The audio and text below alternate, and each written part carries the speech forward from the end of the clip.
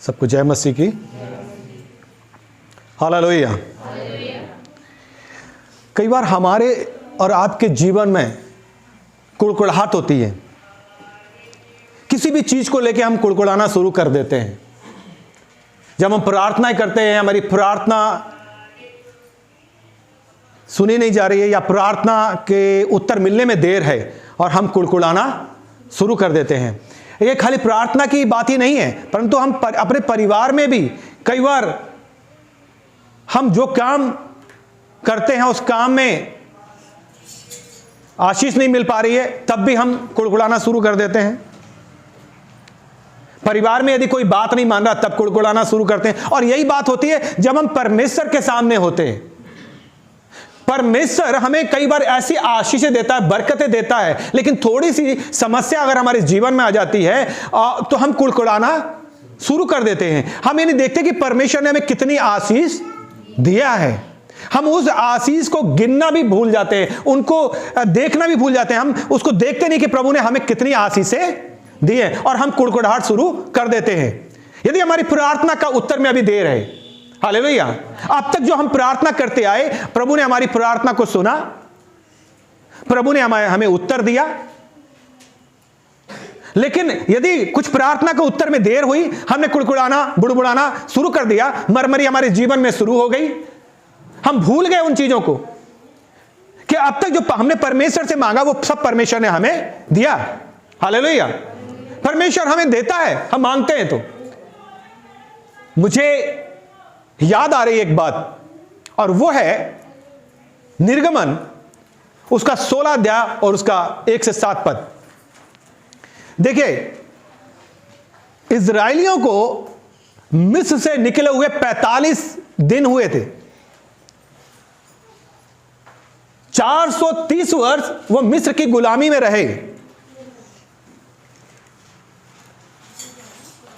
और इन 45 दिन में वो सब ये भूल गए, परमेश्वर के सारे अद्भुत कामों को वो भूल गए। वो सब परमेश्वर के आश्चर्य कर्म को भूल चुके थे, और वो कुड़कुड़ाना शुरू कर दिया। उन्होंने परमेश्वर के आगे कुड़कुड़ाना काय के लिए? मात्र केवल भोजन के लिए। वो कुड़कुड़ाने लगे कि हमें अच्छा भोजन नहीं मिल रहा है, मनचाहा भोजन नहीं मिल रहा है, पीने के लिए जल हमें नहीं मिल पा रहा है, मनचाहा मांस हमें नहीं मिल पा रहा है। हाँ, कुड़कुड़ाना।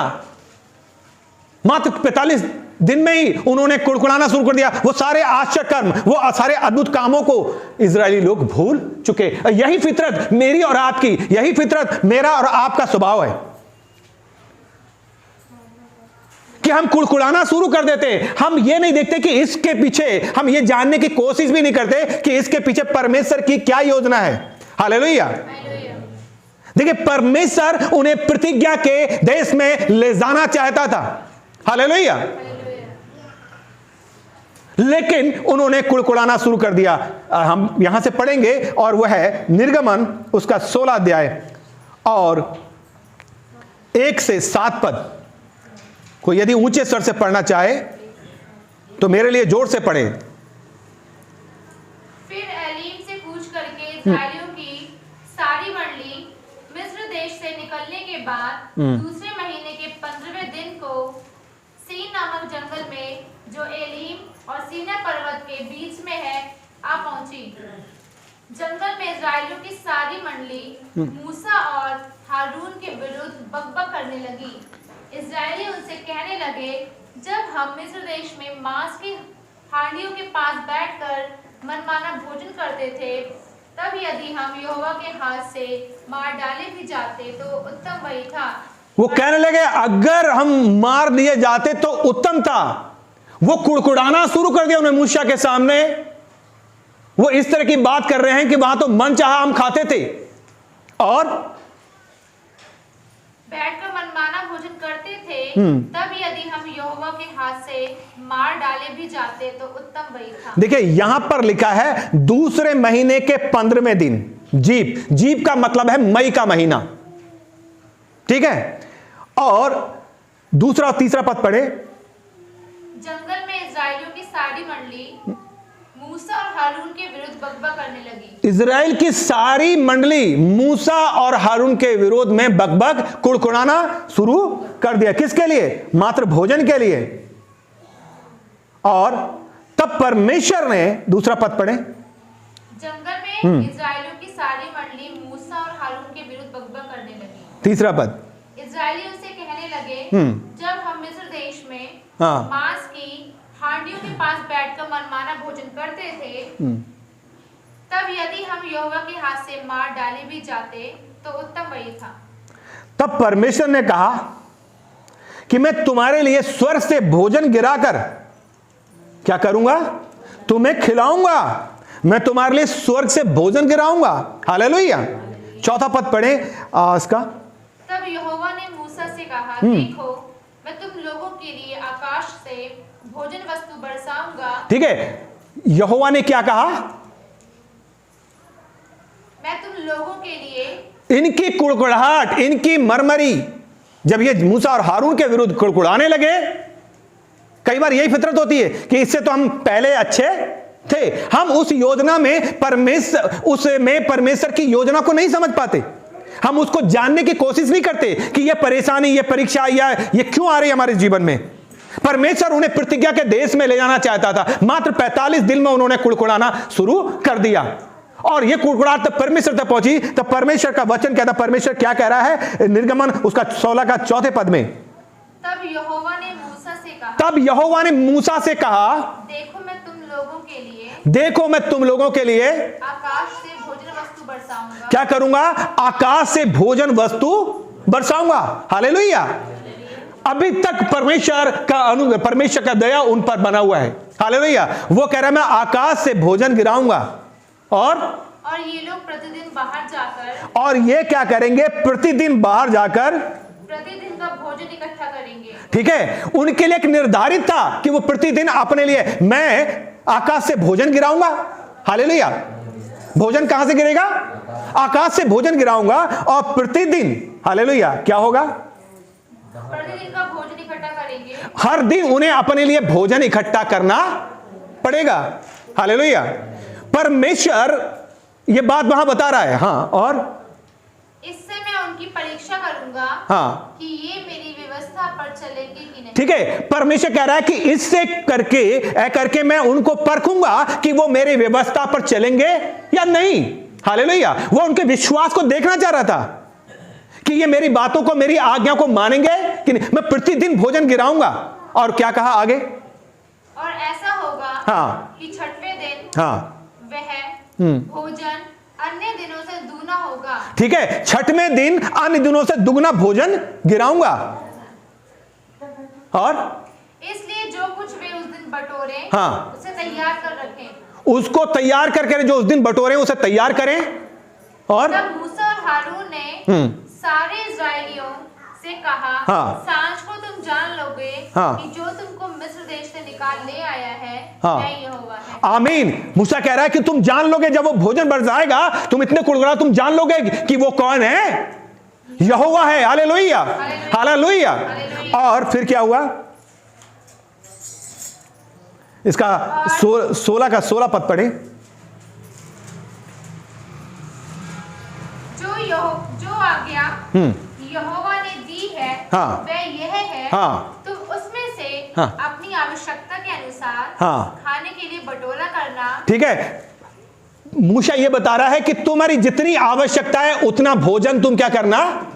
बटोर लेना। मैं स्वर्ग से भोजन गिराऊंगा और तुम अपनी आवश्यकता के अनुसार उस भोजन को बटोर लेना। हाँ, अर्थात अपने अपने प्राणियों की हाँ, गिनती के अनुसार, हाँ, प्रति मनुष्य के पीछे, हाँ, एक एक ओमेर बटोरा। ठीक है, एक एक व्यक्ति के लिए, हर एक मनुष्य के लिए प्रतिदिन का भोजन फिक्स था, निर्धारित था कि भी एक व्यक्ति के लिए कितना होगा?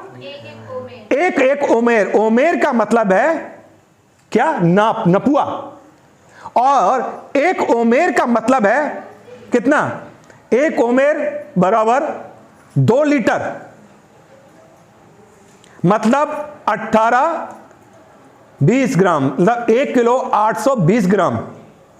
एक ओमेर 1 लीटर, इसका मतलब है 910 ग्राम। हालेलुया। टोटल मतलब है कि 1 किलो 820 ग्राम एक व्यक्ति के लिए भोजन होगा। कम था ये? एक व्यक्ति के लिए भोजन कम था? क्या लिखा है? 1 ओमेर, यही लिखा है ना, माने 2 लीटर, मतलब 1 किलो 820 ग्राम एक व्यक्ति के लिए भोजन स्वर्ग से परमेश्वर गिरा रहा है। और क्या कह रहा है? मैं प्रतिदिन भोजन को गिराऊंगा। हाँ, जिसके डेरे में जितने हो वे हाँ। उन्हीं के लिए बटोरा करें। ठीक है, तो परमेश्वर उन्हें 40 वर्ष तक स्वर्ग से भोजन गिराकर खिलाता रहा। कितना? स्वर्ग से भोजन गिराकर, हालेलुया, कितने? 40 वर्ष तक खिलाता रहा, जब तक वो उन्हें कनान देश में नहीं ले गया। तब तक, यानी 40 वर्ष तक परमेश्वर इजरायलियों को ये स्वर्ग से भोजन गिराकर खिलाता रहा। हालेलुया। एक जगह से हम पढ़ना चाहेंगे और वो है निर्गम गिनती 13 अध्याय उसका पहला पद।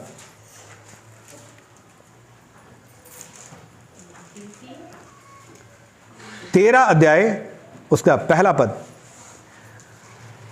हालेलुया। जब तक परमेश्वर उनको कनान देश में नहीं ले गया, तब तक वो उन्हें ये भोजन गिराकर, ये वो देश जो परमेश्वर ने प्रतिज्ञा की थी, हालेलुया, परमेश्वर ने जो वादा किया था, जब तक वो अपने उस कनान देश में नहीं ले गया, 40 वर्ष तक स्वर्ग से भोजन गिराकर उनको खिलाता रहा। हालेलुया।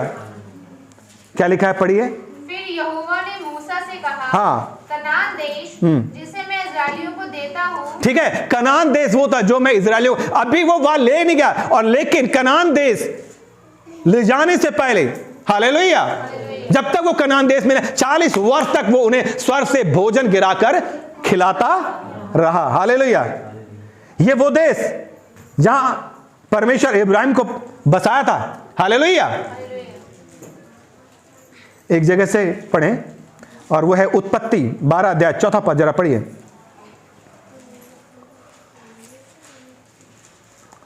यहोवा के इस वचन के अनुसार अब्राम चला, हाँ, और लूत भी उसके संग चला। और जब अब्राम हारान देश से निकला, हाँ, उस समय वह 75 वर्ष का था। ठीक है, अब अब्राहम हारान देश का निवासी था। हालेलुया। हालेलुया। ये वो देश जहां परमेश्वर अब्राहम को बसाया। हालेलुया। हालेलुया। ये वो कनान देश की बात हो रही है। आमीन, आमीन, आमीन। हालेलुया। और उत्पत्ति 12 अध्याय पहला पद क्या कह रहा है? यहोवा ने अब्राम से कहा, हाँ, अपने देश, हाँ, और अपने कुटुंबियों, हाँ, और अपने पिता के घर को छोड़कर, हाँ, उस देश में चला जा जो मैं तुझे दिखाऊंगा। हालेलुया। वो कनान देश जहां परमेश्वर इन्हें पहुंचाना चाहता था। हालेलुया। हालेलुया। परमेश्वर 40 वर्ष तक इनको स्वर्ग से भोजन, आकाश से भोजन गिरा करके खिलाता रहा। हालेलुया। और 13 अध्याय का 29 पढ़े, 29 पद, गिनती 13 अध्याय 29 पद 29।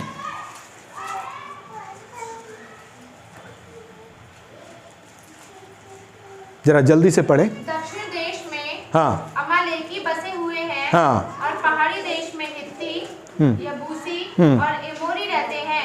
हालेलुया। हाँ, समुद्र के किनारे किनारे और यरदन नदी के तट पर कनानी बसे हुए हैं। ठीक है, कनान देश में यरदन नदी है, और ये बड़ा जो देश है बड़ा फलदायी उपजाऊ क्षेत्र है। हालेलुया।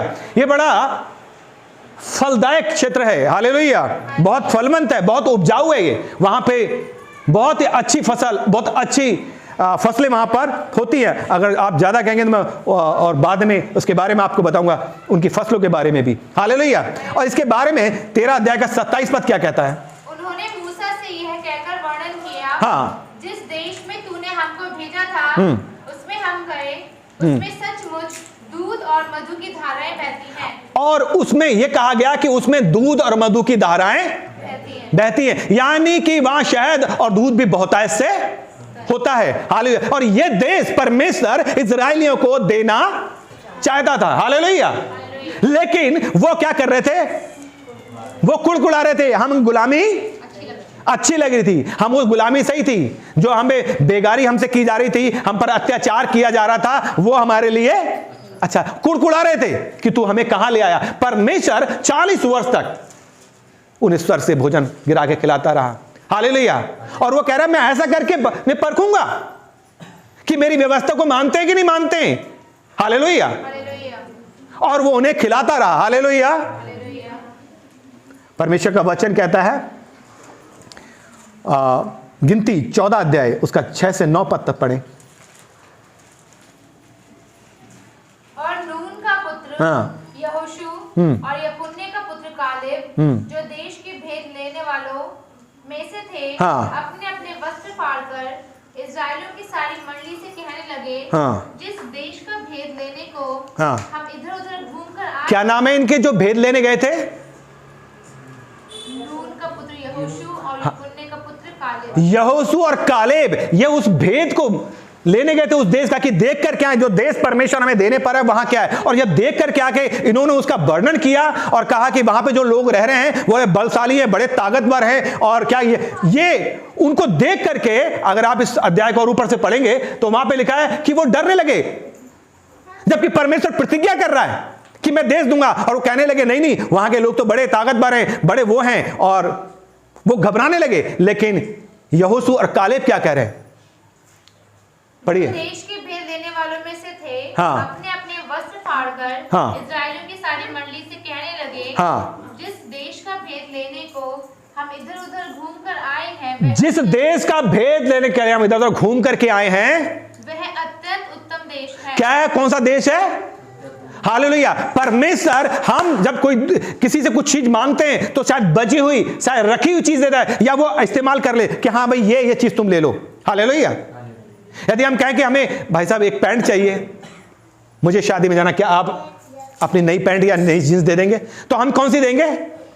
पुरानी वाली, नई नहीं देंगे। हालेलुया। दान की बात आएगी तो छोटा वाला निकालेंगे। हालेलुया। कोई भी चीज होगी तो हम सोचेंगे बचा हुआ, लेकिन परमेश्वर नहीं, परमेश्वर उत्तम चीजें देना जानता है। हालेलुया। वो कहता है क्या? तुम बुरे हो के अपने बच्चों को अच्छी चीजें देना जानते हो तो तुम्हारा स्वर्गीय पिता क्यों नहीं देगा? हालेलुया। और वो कह रहा है, वो बता रहे वहां का कि वो देश क्या है? अति उत्तम देश है, फलदायी देश है, वो उपजाऊ देश है, दूध और मधु की धाराएं वहां बहती हैं। हालेलुया। और ये नून और नून का पुत्र क्या लिखा है? हालेलुया। यहोशू और कालेब, इसके बारे में लिखा है। यहोशू और कालेब आए और क्या कहते हैं? वह अत्यंत उत्तम देश है। वो कह रहे हैं वो अत्यंत उत्तम देश है। यदि यहोवा हमसे प्रसन्न हो, हाँ, तो हमको उस देश में, हाँ, जिसमें दूध और मधु की धाराएं बहती हैं, हाँ, पहुंचाकर उसे हमें दे देगा। हमें वहां देश में पहुंचाकर वो देश हमें दे देगा। हाँ, केवल इतना करो, केवल इतना करो कि तुम यहोवा के विरुद्ध हाँ बलवा ना करो। क्या करो? तुम यहोवा के विरुद्ध बलवा ऐसा मत करो, परमेश्वर को रिस मत दिलाओ। कितने अद्भुत काम तुम्हारे बीच में परमेश्वर ने किए, कितने चमत्कार प्रभु ने तुम्हारे बीच में किए हैं, लेकिन ये थोड़ी सी समस्या के समय में तुम बुड़बड़ा रहे, कुड़कुड़ा रहे, ऐसा मत करो। केवल क्या लिखा है? और ना उस देश के लोगों से डरो। क्या? ना उन देश के, केवल इतना करो कि यहोवा के विरुद्ध बलवा मत करो, झगड़ा मत करो परमेश्वर से। यदि हम कुड़कुड़ाते रहते हैं, और जो आशीष है, देखो जो थोड़े में विश्वास योग रहता है वो बहुत सी चीजों का मालिक बनता है। हालेलुया। हम प्रभु को धन्यवाद दें छोटी छोटी चीजों के लिए, परमेश्वर उत्तम से उत्तम चीजें हमें देगा। आमीन। हालेलुया। लिखा है खुदा से मांग, खुदा से मांग मिलेगा, उसका वादा है वो देगा, उसके वादे पे एतबार करो, खुदा से प्यार करो, प्यार करो, प्यार करो। उसके वादे पर, उसकी प्रतिज्ञाओं पर, उसके वचन पर हमें विश्वास करना है। हालेलुया। क्योंकि उसकी बातें हाँ और आमीन में पूरी होती हैं। वो कह रहा है कि उनसे मत डरो। हालेलुया। क्या लिखा है? उनसे ना उस देश के लोगों से डरो। ना उस देश के लोगों से डरो। हालेलुया। जब परमेश्वर कह रहा है मत डर, मैं तेरा परमेश्वर हूं, मत इधर उधर ताक, मैं तेरा परमेश्वर हूं। मत डर क्योंकि मैंने तुझे छुड़ा लिया, मत डर क्योंकि मैंने तुझे नाम में लेकर बुलाया, मत डर क्योंकि आशीष तेरा इंतजार कर रही है, मत डर क्योंकि कनान देश तेरा है, मत डर जो तू मांग रहा है परमेश्वर तुझे देने पर है, मत डर। Hallelujah, hallelujah. चाहे कोई भी कितने बड़ा प्रॉब्लम खड़ी हो जाए, शैतान चाहे कितनी अड़चने डाल दे, शैतान चाहे कितनी समस्या हमारे सामने डाल दे, आमीन, हालेलुया। परमेश्वर का वचन कहता है उनसे मत डरो क्योंकि परमेश्वर तुम्हारे साथ है। हालेलुया। वो तुम्हें संभाले रहेगा। हालेलुया। वो तुम्हें गिरने नहीं देगा। आमीन, हालेलुया। क्योंकि वो उत्तम चीजें देना जानता है। हालेलुया। लेकिन हमारी ये फितरत, हमारी ये आदत हमसे दूर नहीं होती है और हम कुड़कुड़ाना शुरू कर देते हैं। हालेलुया। परमेश्वर का वचन ये कह रहा है। हालेलुया। और आगे पढ़े। क्योंकि वे हमारी रोटी ठहरेंगे। वो कह रहा है, खाली बता रहे हैं कि वो हमारी रोटी ठहरेंगे। छाया उनके ऊपर से हट गई है और यहोवा हमारे संग है, उनसे ना डरो। हालेलुया। यहोवा हमारे, जब परमेश्वर हमारे संग है तो हमें डरने की जरूरत। हालेलुया। कनान देश से ये लोग मिस्र देश में पहुंचे थे और 430 वर्ष मिस्र की गुलामी में रहे। और जब वो मिस्र में पहुंचे तो वो लोग कितने थे? 75 व्यक्ति थे। कितने थे? आइए हम पढ़ते हैं प्रेरितों उसका 7 अध्याय और उसका 14 पद।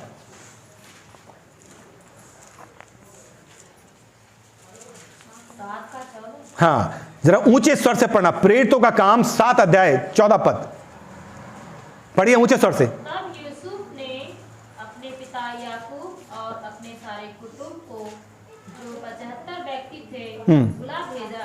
हाँ, हालेलुया। कितने लोग थे? 75 लोग थे। और 430 वर्ष के बाद परमेश्वर फिर उन्हें कनान देश देने जा रहा था। हालेलुया। उस गुलामी से निकल के 430 वर्ष के बाद फिर से परमेश्वर उन्हें कनान देश देने जा रहा था। हालेलुया। और जब तक परमेश्वर ने उन्हें कनान देश में पहुंचा न दिया, परमेश्वर 40 वर्ष तक आकाश से भोजन गिरा करके उन्हें खिलाता रहा। हालेलुया। ठीक इसी तरह परमेश्वर हमें भी हमारे स्वर्गीय कनान देश में ले जाना चाहता है। हालेलुया। ठीक इसी तरह जब तक कि वो हमें स्वर्गीय कनान देश में नहीं ले जाए, वो हमें इसी तरह से स्वर्गीय भोजन खिलाना चाहता है। हालेलुया। परमेश्वर की इच्छा है जब तक वो हमें स्वर्गीय कनान देश में ना ले जाए, इसी प्रकार से आप भी परमेश्वर हमें स्वर्गीय भोजन खिलाना चाहता है। हालेलुया। जब तक कि वो हमें स्वर्गीय कनान देश में ना ले जाए। हालेलुया। लेकिन सवाल यह है, क्यों नहीं अब मन्ना गिर रहा है? लेकिन अब मन्ना क्यों नहीं गिर रहा है? हालेलुया। क्या कारण है? वो भोजन आज क्यों नहीं गिर रहा है? अब क्यों नहीं गिर रहा स्वर्ग से भोजन? क्या परमेश्वर बदल गया? आज भी भोजन गिर सकता है। हालेलुया। वचन क्या कह रहा है इसके बारे में? आइए हम पढ़ते हैं, और वो है हागे उसका पहला अध्याय 10 पद। जरा जल्दी से निकाले और ऊंचे स्वर से पढ़ने वाला ही पढ़े इसको। हालेलुया। जिसकी आवाज हम सब लोग सुन सकें। हागे और उसका पहला अध्याय और 10 पद। इस कारण हाँ, आकाश से ओस गिरना, इस कारण आकाश से ओस गिरना और पृथ्वी से अन्न उपजना दोनों बंद हैं। वो भोजन क्यों नहीं गिर रहा है? लेकिन अब मन्ना क्यों नहीं गिर रहा है? कारण क्या है? वचन क्या बता रहा है? इस कारण आकाश से ओस गिरना और अन्न उपजना दोनों बंद है। क्या लिखा है? पढ़िए। इस कारण हाँ, आकाश से ओस गिरना, हाँ, और पृथ्वी से अन्न उपजना, आकाश से ओस गिरना और पृथ्वी से अन्न उपजना दोनों बंद है। हाँ, हालेलुया। ये ओस क्या है? क्या मतलब हुआ? अन्न उपजना, आकाश से ओस गिरना और अन्न उपजना दोनों बंद है। अर्थात आसमानी आशीष और पृथ्वी की आशीष ये दोनों बंद है। क्यों? ये क्या है? ओस क्या है? देखिए हम पढ़ते हैं निर्गमन 16 अध्याय का 13 से 15 पद पढ़िए। ये ओस क्या है? ओस क्या है ये? तब ऐसा हुआ कि सांझ को हाँ। बटेरें आकर सारी छावनी पर बैठ गई। सांझ को ऐसा हुआ कि बटेरे आकर के जब वो कहने लगे, जब वो मांस के लिए कुड़कुड़ाने लगे, तो परमेश्वर ने उन्हें क्या करी? बटेरे खिलाई। और क्या लिखा हुआ है? तब ऐसा हुआ हाँ, कि सांझ को बटेरें आकर सारी छावनी पर बैठ गई, सारी छावनी पर बैठ गई, जो उनकी छावनी थी उस पर, और भोर को छावनी की चारों ओर ओस पड़ी। हाँ, और जब ओस सूख गई तो वे क्या देखते हैं हाँ। कि जंगल की भूमि पर हाँ। छोटे छोटे छिलके हाँ। पाले के किनकों के समान पड़े हैं। पाले के किनके के समान, ये श्वेत सफेद कर का होता था। और क्या लिखा है?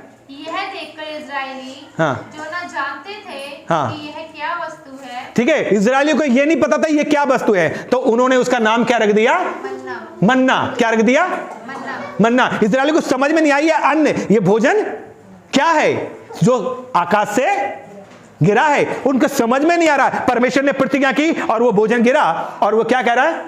उनके समझ में नहीं आई ये भोजन क्या है, तो उन्होंने उसका नाम मन्ना रख दिया। हालेलुया। और तब मूसा ने उनसे कहा, हाँ। यह वही भोजन वस्तु है जिसे यहोवा तुम्हें खाने के लिए देता है। आमीन। हालेलुया। उसका मतलब क्या है? मन्ना। हालेलुया। यही वो मन्ना है। और ये बंद क्यों है? ये मन्ना गिरना बंद क्यों है? क्या कारण है कि अब मन्ना नहीं गिर रहा है? आइए हम देखते हैं हागे उसका पहला अध्याय 9वां पद। तुमने बहुत उपज की आशा रखी, तुमने बहुत उपज की आशा रखी, परंतु देखो थोड़ी ही है। लेकिन देखो थोड़ी है। और जब तुम उसे घर ले आए, हाँ, तब मैंने उसको उड़ा दिया। क्या कर दिया?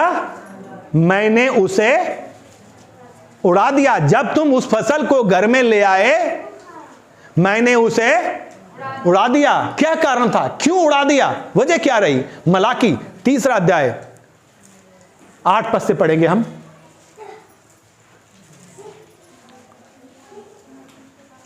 क्या मनुष्य परमेश्वर को धोखा दे सकता है? क्या मनुष्य परमेश्वर को धोखा दे सकता है? हाँ, पर देखो तुम मुझको धोखा देते हो, परमेश्वर कह रहा है देखो तुम मुझे धोखा देते हो, और तो भी पूछते हो, हाँ, हमने किस बात में तुझे लूटा है? हमने किस बात में तुझे लूटा है? परमेश्वर को। हालेलुया। हाँ, क्या लिखा है? हमने किस बात में तुझे लूटा है? हाँ, दशमांश और उठाने की भेंटों में। 10वां अंश और उठाने की भेंट में। हाँ, तुम पर भारी शाप पड़ा है, परमेश्वर का वचन कह रहा है तुम शाप की अधीन, तब भारी श्राप पड़ा है। हाँ, क्योंकि तुम मुझे लूटते हो। तुम मुझे लूटते हो। परमेश्वर का वचन जो कैसर का, वो कैसर को जो परमेश्वर का है, परमेश्वर को परमेश्वर ने यह भाग ठहराया है कि हम 10वां भाग चर्च में लेकर के आए। हालेलुया। जिस भी चर्च को के हम सदस्य हैं, उस चर्च में हम अपना 10वां भाग को लेकर के पहुंचे। हालेलुया। क्योंकि ये परमेश्वर के द्वारा निर्धारित किया गया है। ये परमेश्वर की मन की बात है जो परमेश्वर ने हमें नियम दिए हैं। हालेलुया। और आगे क्या लिखा है? वरन सारी जाति ऐसा, वरन सारी जाति ऐसा करती है। हालेलुया। 12 पद तक। सारे दशमांश भंडार में ले आओ। सारे दशमांश। दशमांश का मतलब खाली आपकी आमदनी का नहीं है, आपके समय का भी 10वां भाग है कि आप कितना समय प्रभु को दे रहे हैं। हालेलुया। हालेलुया। और कि मेरे भवन में भोजन वस्तु रहे। हालेलुया कि मेरे भवन में भोजन वस्तु। देखिए, ये दशमांश वो है जो परमेश्वर आपको देता है, लेकिन देना इसके बाद शुरू होता है। आमीन। ये 10वां भाग वो है जो परमेश्वर ने आपको दिया है, लेकिन देना इसके बाद शुरू होता है। हालेलुया। पढ़िए। और सेना को यहोवा यह कहता है, हाँ, कि ऐसा करके मुझे देखिए, परमेश्वर सेनाओं का यहोवा कह रहा है इस बात को कि ऐसा करके मुझे क्या करो? परखो। हाँ, कि मैं आकाश के झरोखे हाँ, तुम्हारे लिए खोलकर तुम्हारे ऊपर अपरंपार आकाश के झरोखे खोल दूंगा मैं। हालेलुया। फिर से मन्ना बरसेगा, फिर से आप आशीषित होंगे, फिर से परमेश्वर आपको आशीषित करता जाएगा। Hallelujah, hallelujah.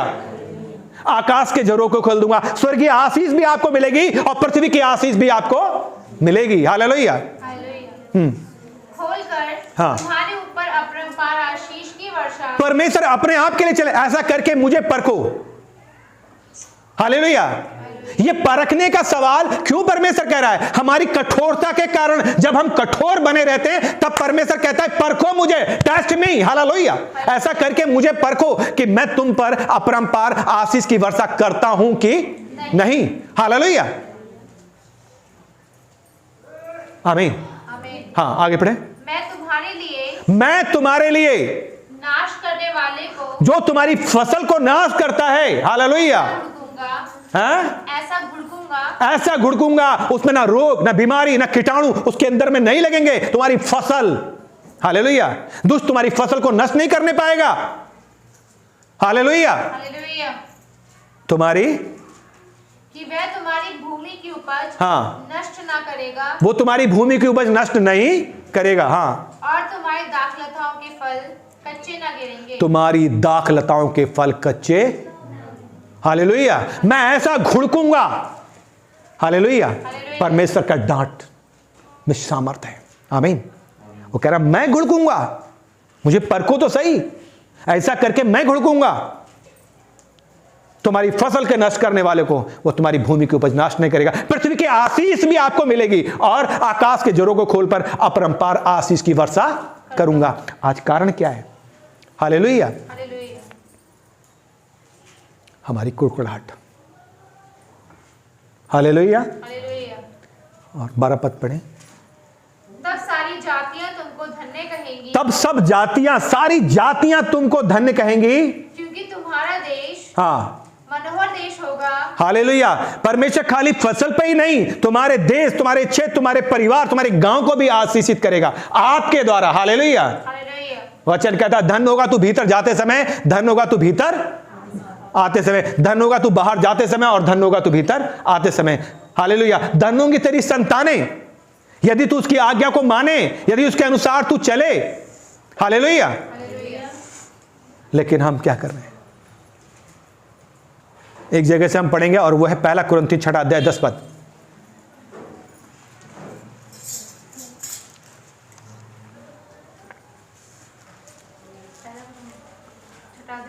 हाँ, ना चोर, हाँ, ना लोभी, हाँ, ना पियक्कड़, हाँ, ना गाली देने वाले, हाँ, ना अंधेर करने वाले, हाँ, परमेश्वर के राज्य के वारिस होंगे। ये लोग परमेश्वर के राज्य के वारिस, लुटेरे जो परमेश्वर को लूट रहे हैं। हालेलुया। परमेश्वर को न समय दे पा रहे हैं, न कुछ भाग उसको दे पा रहे हैं।